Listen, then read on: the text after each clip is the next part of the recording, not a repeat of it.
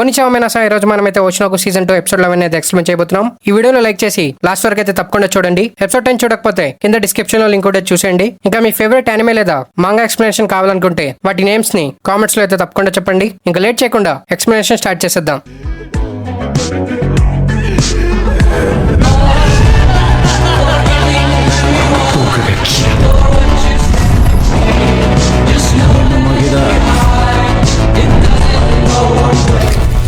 Episode starting లో aqua Miyazaki వస్తాడని విని కానా చాలా హ్యాపీ అవుతుంది. తన ఆక్వాతో ఇది 3 days ట్రిప్, నువ్వు రెడీగా ఉన్నావు కదా, నీ దగ్గర రోలింగ్ సూట్ కేసు ఉంది కదా అని కానా అడుగుతుంది. ఆఫీస్ లోనే ఏదో ఒక సూట్ కేసు యూస్ చేస్తానని ఆక్వా చెప్తాడు. ఇది విని కానా యాక్టర్స్ షూటింగ్ కి కంట్రీ సైడ్ ఏరియాస్ కి వెళ్తూ ఉంటారు. అందుకే యాక్టర్స్ అందరూ రోలింగ్ సూట్ కేసు యూస్ చేయాలని కానా చెప్తుంది. ఇంకా తను ఆక్వాతో నీకు ఇలాంటి విషయాల గురించి తెలియదు, నేను రేపు ఈవినింగ్ ఫ్రీగా ఉంటాను, అందుకే నువ్వు ఒక మంచి సూట్ కేసు సెలెక్ట్ చేయడానికి నేను హెల్ప్ చేస్తానని కానా చెప్తుంది. రేపు ఈవినింగ్ 4 కి కలుద్దామని ఆక్వా చెప్తాడు. ఆ తర్వాత కానా డ్రెస్సెస్ సెలెక్ట్ చేస్తూ ఉంటుంది. ఆక్వా టేస్ట్ కి తగినట్టు ఏ డ్రెస్ వేసుకోవాలో అని కానా కన్ఫ్యూజ్ అవుతూ ఉంటుంది. ఈ లోపే టైం 3:30 అయిపోతుంది. ఇంకా కానా తొందరగా ఆక్వా ఉన్న ప్లేస్ దగ్గరికి వెళ్తూ ఉంటుంది. తను లేట్ అయినందుకు ఆక్వా ఫీల్ అవుతాడేమో అని కానా చెప్తుంది. అప్పుడే ఆక్వా తనకి మెసేజ్ చేసి కాఫీ షాప్ లో ఉన్నానని చెప్తాడు. ఇంకా కానా ఆక్వా దగ్గరికి వెళ్తుంది. టాక్సీ ట్రాఫిక్ లో ఇరుక్కుపోయిందని కానా అబద్ధం చెప్తుంది. బయట చల్లగా ఉంది కాబట్టి ఆక్వా కానా కోసం కాఫీ ఆర్డర్ చేస్తాడు. తర్వాత వీళ్ళు సూట్ కేసు కొనడానికి వెళ్తున్నప్పుడు కానా ఆక్వాతో తను లేట్ అయింది కాబట్టి తనే బిల్ పే చేస్తానని చెప్తుంది. ఇంకా కానా తన ముందు ఒక కపుల్ ని చూస్తుంది. ఆ కపుల్ ఇద్దరు బిల్ పే చేస్తానని మాట్లాడుతూ ఉంటారు. ఇలాంటి డేట్స్ లో అబ్బాయిలే పే చేయాలని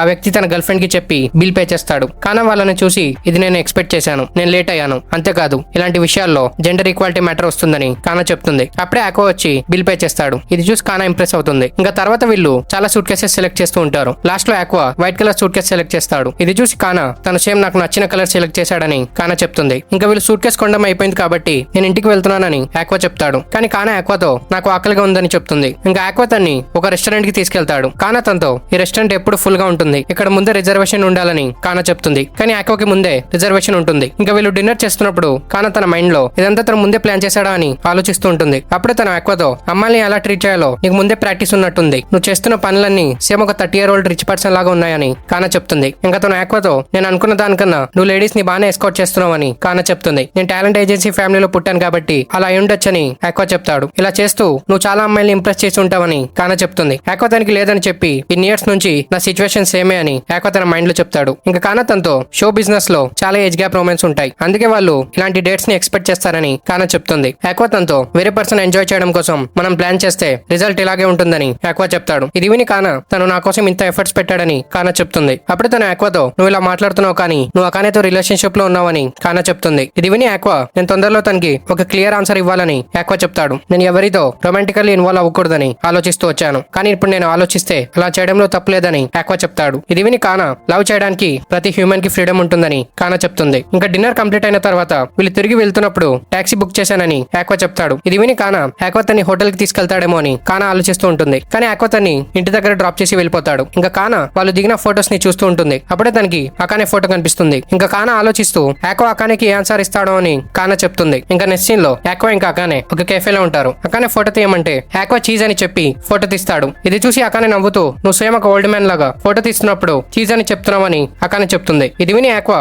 ఈ రోజుల్లో పిల్లలు అలా చెప్పరేమో అని ఆక్వా ఆలోచిస్తాడు. ఇంకా అకానే తన ఫోటోస్ కి ఫిల్టర్ అప్లై చేస్తూ ఉంటుంది. ఆక్వా ఇది చూసి నువ్వు నీ ఫోటోస్ కి డాట్స్ ఎందుకు పెడతావని ఆక్వా అడుగుతాడు. క్యూట్ గా లేవా అని అకానే అడుగుతుంది. నాకు తెలిసి అబ్బాయిలకి ఇవి నచ్చవని ఆక్వా చెప్తాడు. నేను తక్కువ నిద్రపోయినప్పుడు అలా చేస్తానని అకానే చెప్పి మళ్ళీ ఫిల్టర్స్ అప్లై చేస్తూ ఉంటుంది. ఆక్వా అకానేని చూస్తూ ఫ్యూచర్ లో అకానేతో ఉన్న నా రిలేషన్షిప్ గురించి నేను ఆలోచించాలి, నా ఫాదర్ ని వెతకాల్సిన గోల్ ఇప్పుడు లేదు కాబట్టి నాకు అకానేతో పని లేదు, ఈ అమ్మాయి తెలివితేటల్ని యూస్ చేసుకోవచ్చన్న నా ఈగోకి ఇప్పుడు అవసరం లేదని ఆక్వా చెప్తాడు. అప్పుడే తనకి అకానే హక్ చేసుకుంది గుర్తుకొస్తుంది. లేదు నేను ఇలా చేయకూడదు, ఒక బ్రైట్ ఫ్యూచర్ ఉన్న అకానేని నాతో పాటు పెట్టుకోకూడదని ఆక్వా చెప్తాడు. అప్పుడే అకానే తనతో మియాజాకి వెళ్తున్నావంటే నువ్వు చాలా లక్కీ అని అకానే చెప్తుంది. ఇది విని ఆక్వా నువ్వు అంతగా ట్రావెల్ చేయవా అని ఆక్వా అడుగుతాడు. అకానే తనతో జపాన్ లో అంతగా ట్రావెల్ చేయను కానీ నా ఫ్యామిలీ మొత్తం న్యూ ఇయర్ వెకేషన్ కి వేరే కంట్రీస్ కి వెళ్తామని అకానే చెప్తుంది. ఇది విని ఆక్వా ఈ అమ్మాయి ఒక మంచి ఫ్యామిలీ నుంచి వచ్చిందని చెప్తాడు. ఇంకా అకానే తనతో నాకు వర్క్స్ ఉండడం వల్ల నేను అంతగా స్కూల్ ట్రిప్స్ కి వెళ్ళలేదు, నా ఏజ్ లో ఉన్న వాళ్ళ గ్రూప్ లో నేను ఎప్పుడు ట్రావెల్ చేయలేదని అకానే చెప్తుంది. ఇది విని ఆక్వా వాళ్ళతో పాటు తను మియాజాకి రమ్మని చెప్తాడు. నేను రావచ్చా అని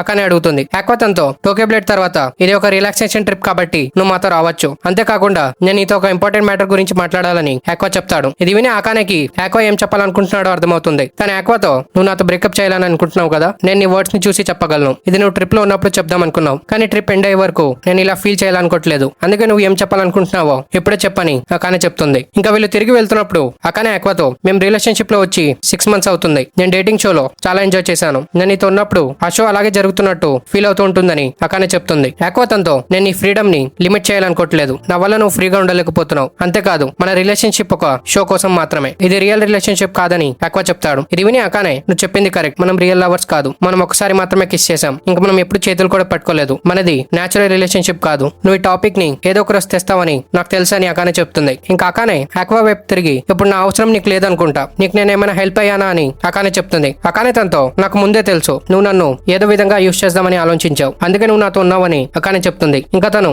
నీకు ఒక కన్నింగ్ సైడ్ ఉందని నాకు తెలుసు. నాకు తెలిసింది అంతేకాదు ఈ ప్లేస్ అని చెప్పి అకానే ఆక్వాని హక్ చేసుకొని నువ్వు నన్ను ఇక్కడ సేవ్ చేసావు. నువ్వు సెల్ఫిష్ మైండ్ తో నన్ను సేవ్ చేయలేదని నాకు తెలుసు. ఇంకా అకానే తనతో ఆక్వా కిస్ చేసింది గుర్తుకు తెచ్చి ఆక్వా కైండ్ పర్సన్ అని తనకి తెలుసు కాబట్టి ఆక్వా తనకి కిస్ చేస్తున్నప్పుడు అకానే ఆపలేదు. ఇంకా తనకి ఆక్వా కిస్ చేయడంలో ఏ ప్రాబ్లం లేదని అకానే చెప్తుంది. ఇంకా ఇదంతా విని ఆక్వా తనతో నేను నిన్ను మోసం చేశాను కదా అని ఆక్వా చెప్తాడు. ఎందుకని అకానే అడిగితే ఆక్వా తనకి సరిగ్గా ఆన్సర్ ఇవ్వడు. అకానే తనతో ఆక్వా ఏం ఫీల్ చేస్తున్నాడని అకానే అడుగుతుంది. ఒక రిలేషన్షిప్ లో ఏం జరగకపోతే ఆ రిలేషన్షిప్ వేస్టా అని నువ్వు ఆలోచిస్తున్నావు కదా అని అకానే అడుగుతుంది. ఆక్వా ఒక పాజ్ ఇస్తూ నేను అలా ఆలోచించట్లేదని ఆక్వా చెప్తాడు. నువ్వు అదే ఆలోచిస్తున్నావని అకానే చెప్తుంది. ఆక్వా తనతో నాకు రొమాంటిక్ ఫీలింగ్స్ ఉన్నాయో లేవని నువ్వు ఆప్షన్ ఇస్తే నేను ఉన్నాయనే చెప్తానని ఆక్వా చెప్తాడు. ఇంకా తను అకానేకి తన మీద రొమాంటిక్ ఫీలింగ్స్ ఉన్నాయో లేవని ఆక్వా అడుగుతాడు. ఫస్ట్ అకానే ఉన్నాయని చెప్తుంది. మళ్ళీ తను ఆలోచిస్తూ ఉన్నాయని చెప్తుంది. ఇది చూసి ఆక్వా నువ్వు కాన్ఫిడెంట్ గా ఆన్సర్ ఇవ్వలేదు. అయినా నీకు నా మీద ఫీలింగ్స్ ఉన్నాయని నాకు ఎప్పుడు అనిపించలేదని ఆక్వా చెప్తాడు. ఇది వినగానే అకానే తనతో తనకి ఇలాంటి విషయాల గురించి తెలియదని, తనకి ఇప్పటి వరకు బాయ్ ఫ్రెండ్ లేడని, తనకి రిలేషన్షిప్స్ ఎలా ఉంటాయో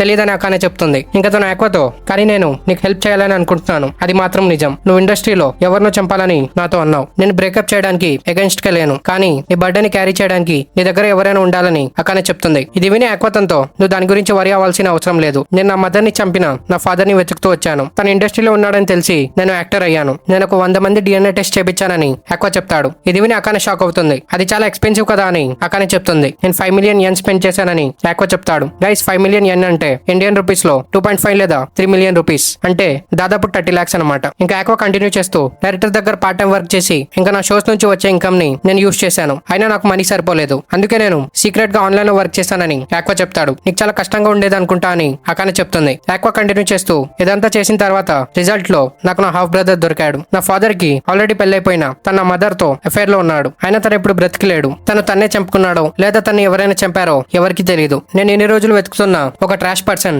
ఇప్పుడు చనిపోయాడు. ఇది ఒక బోరింగ్ ఎండింగ్. కానీ ఇది విని నేను కొద్దిగా హ్యాపీగా ఫీల్ అయ్యాను. నేను ఇప్పుడు ఫ్రీ. నేను ఇప్పుడు నా లైఫ్ ని హ్యాపీగా బ్రతకొచ్చు. నేను లవ్ చేయొచ్చు. ఇంకా నేను యాక్టింగ్ ని ఎంజాయ్ చేయొచ్చు. నాకు ఫైనలీ నా ఫ్రీడమ్ దొరికిందని ఆక్వా చెప్తాడు. ఇది వినగానే అకానేకి ఒక స్ట్రేంజ్ ఫీలింగ్ వస్తుంది. తను ఏదో ఆలోచించడం స్టార్ట్ చేస్తుంది. తన ఫేస్ ఎక్స్ప్రెషన్స్ చేంజ్ అవడం చూసి ఆక్వా ఏమైందని అడుగుతాడు. తనకి సడన్ గా హెల్త్ బాలేదని చెప్పి అకానే అక్కడ నుండి వెళ్ళిపోతుంది. ఇంకా అకానే వెళ్తున్నప్పుడు ఆక్వా చెప్పిన వర్డ్స్ తనకి గుర్తుకొస్తాయి. DNA, half brother, marriage, double death, trash person. ఈ వర్డ్స్ ని అకానే రిపీట్ చేస్తూ ఉంటుంది. అప్పుడే వెనకాల నుంచి తను ఎవరో చూస్తున్నట్టు అకానే ఫీల్ అవుతుంది. కానీ అక్కడ ఎవరో ఉండరు. ఇంకా అకానే వెళ్తూ ఆక్వా తన హార్ట్ లో వీటన్నిటిని ఎండ్ చేయాలనుకుంటున్నాడు. అందుకే తను దీంట్లో ఒక లూప్ హోల్ ని కనిపెట్టలేకపోయాడని అకానే చెప్తుంది. మళ్ళీ తను ఆగి ఒకవేళ ఆ లూప్ హోల్ ని ఆక్వా కనిపెట్టేస్తే తను మళ్ళీ రివెంజ్ కోసం పరిగెడతాడని అకానే చెప్తుంది. ఇంకా సీన్ షిఫ్ట్ అయ్యి మనం రూబీని ఐ గ్రేవ్ దగ్గర చూస్తాం. తను గ్రేవ్ ముందు మాట్లాడుతూ వాళ్ళు చాలా ఇయర్స్ తర్వాత షూటింగ్ కోసం మియాజాకి వెళ్తున్నారని, ఇంకా రీసెంట్ గా ఆక్వా హ్యాపీగా కనిపిస్తున్నాడని రూబీ చెప్తుంది. తన పాస్ట్ డ్రామా గురించి మర్చిపోయిన ఆయన మాత్రం ఆక్వా మర్చిపోడని రూబీ చెప్తుంది. అప్పుడే ఒక కాకి తన్ని చూసి అరుస్తుంది. ఇంకా రూబీ తన మామ్ కి గుడ్ బై చెప్పి అక్కడ నుండి వెళ్తూ ఉంటుంది. అప్పుడే ఒక పర్సన్ రూబీ పక్క నుండి వెళ్తాడు. తను రూబీ వైపు తిరిగి హోషినా రూబీ నువ్వు చాలా బ్యూటిఫుల్ గా గ్రో అయ్యావు. ఇంకా తను ఐ గ్రేవ్ దగ్గరికి వెళ్లి ఎందుకంటే తను మన కూతురు కదా అని తను ఐ గ్రేవ్ ముందు చెప్తాడు. ఇక్కడతో ఎపిసోడ్ 11 కంప్లీట్ అవుతుంది. ఇంకా మనకి ఆక్వా ఫాదర్ చనిపోలేదని రివీల్ అయిందనమాట. ఇంకా ఈ టాపిక్ గురించే అకానేకి ఏదో లూప్ హోల్ తెలిసిందనమాట. ఆ లూప్ హోల్స్ ఏంటో ఇంకా మనం క్రోస్ ని ఎందుకు చూస్తున్నామో వీటన్నిటి ఆన్సర్స్ మనకి నెక్స్ట్ ఎపిసోడ్స్ లో తెలుస్తాయి. మీకు ఎపిసోడ్ మొత్తం ఒక రోమ్ కామ్ యానిమే ఎపిసోడ్ లాగా అనిపించి ఉంటుంది. కానీ ఎపిసోడ్ ఎండింగ్ లో డార్క్ అయిపోయింది. ఇంకా మీకు ఎక్స్ప్లెనేషన్ ఎలా అనిపించిందో కామెంట్స్ లో అయితే తప్పకుండా చెప్పండి. నెక్స్ట్ ఎపిసోడ్స్ మిస్ కాకూడదు అనుకుంటే ఛానల్ ని సబ్స్క్రైబ్ చేసుకుని బెల్ ఐకాన్ ఆన్ చేసుకోండి. ఇంకా మనం నెక్స్ట్ వీడియోలో కలుద్దాం. Thank you for watching.